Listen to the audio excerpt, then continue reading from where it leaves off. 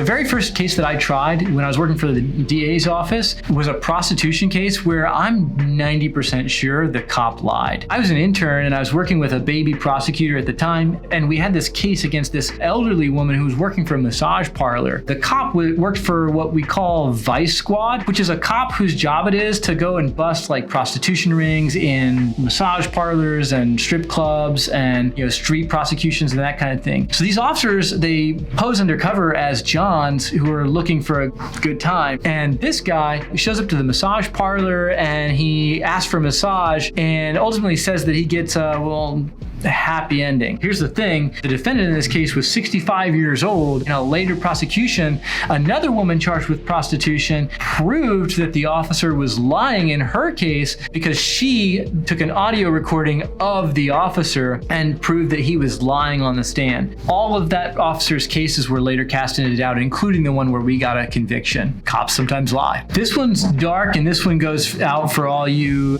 serious true crime heads. I tried this case, a true crime author wrote a book about this case, but there was a woman who lived in North Carolina with her boyfriend. Allegedly, her boyfriend killed his baby mama, his ex-girlfriend, and they cut up this woman's body, put it in an ice chest, and drove all the way down to Texas where they stayed with my client's sister for about a week. My client was caught on videotape disposing of some chemicals illegally, and that was part of how they ultimately tied her to the murder and the tampering with a corpse when they found parts of this woman's body floating in the bayou in Fort Bend County. She was ultimately acquitted of the murder in North Carolina, so they transferred her down here to Texas to prosecute her for tampering with a corpse. Despite our best efforts, mine and my co-counsels, I was sitting second chair on that case. She was convicted and sentenced to the maximum penalty here, which is 10 years in a Texas prison.